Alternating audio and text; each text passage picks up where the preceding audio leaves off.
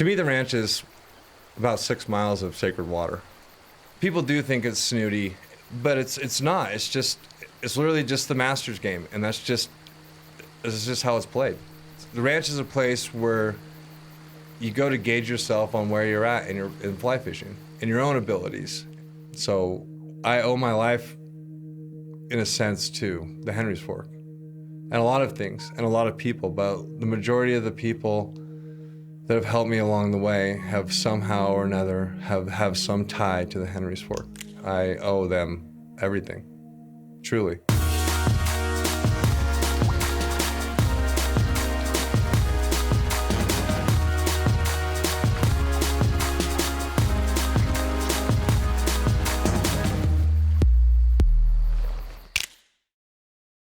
Bryan Gregson is one of the most prolific photographers in fly fishing. If you've picked up any rag, even remotely related to fly fishing, you've seen his pictures. He travels 200,000 miles a year around the globe on assignments where he wins awards for the photography he brings back. Bryan, in a lot of ways, has quote-unquote made it. But the Gregson we see today started out very differently. Bryan was originally pushing towards a career in professional snowboarding.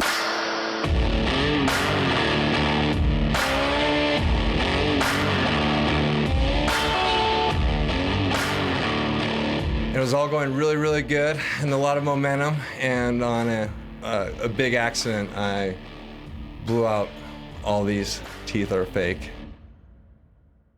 It crash landed. It was off a 3 or 4 story building in the middle of the night, and the next day I went riding again, thinking it was just a little flesh wound, and then I absolutely just blew my knee to smithereens.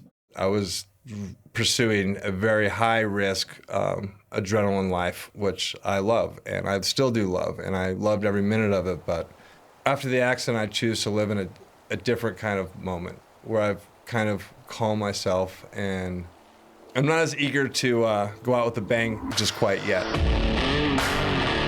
At the same time Bryan was looking death in the face, in 2010, Utah repealed its stream access law.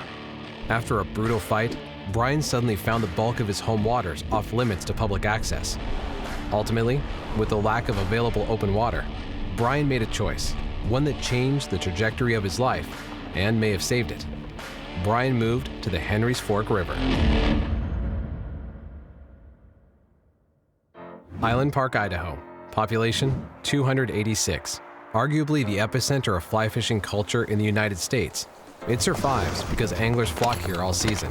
Those visiting anglers hire guides, rent rooms, run up bar tabs, buy flies and waders and rods. They sustain the economy, but they don't create the community.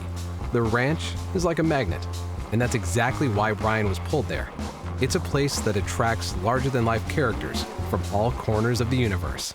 I got more space than outer space. I started fishing the Henry's Fork in 1989. When I started wearing chrome, that will scare every fish in the water.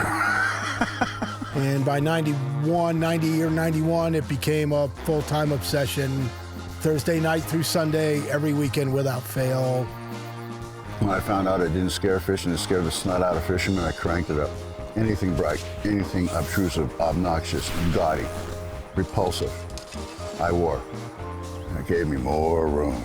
I really wanted to learn how to fish this river. It's a really challenging place. I think a lot of people come here to test their angling skills in the dry fly world, and a never-ending learning curve. That's what it is. If we talk about Bryan Gregson, Bryan's a person that's enriched my life because he's one of those special people. Bryan Gregson is actually a pretty unique individual. For me, I know Bryan came from very, very humble roots. Neither of us were entitled as young men, and I think we share perhaps a drive that we don't understand. One day, after an unfortunate series of events, Bryan, as a young emerging photographer, found himself without a camera. He was devastated. Surrounded by mentors, friends, trout bums, and misfit saviors, the community of the ranch came to his aid and raised a bucket of money to get Bryan back on his feet. Bryan, he was hesitant. And so I think if there was ever a stern conversation between Bryan and me, it was when I just took him aside and I said, Bryan, you've got to do this. You know, you're almost mistreating these people who really care about you and who believe in you by refusing to accept some help. Now, this isn't charity, Bryan, this is an investment. This is an investment that we have in you. I don't remember how much money it was, but I do think that there were enough people that all wanted to help that they helped him out, and I think he sort of took that little thing and ran with it, and look where he is now.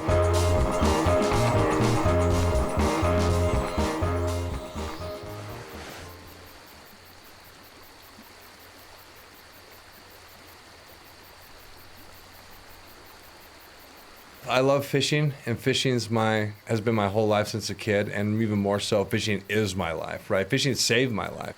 I know what it takes to be a trout bum, and the dedication it takes to be a trout bum, and I can't do that. I have a responsibility to the angling community who believed in me and helped me get to where I am today, that I hustle every waking minute. I'm up early, I go to bed late.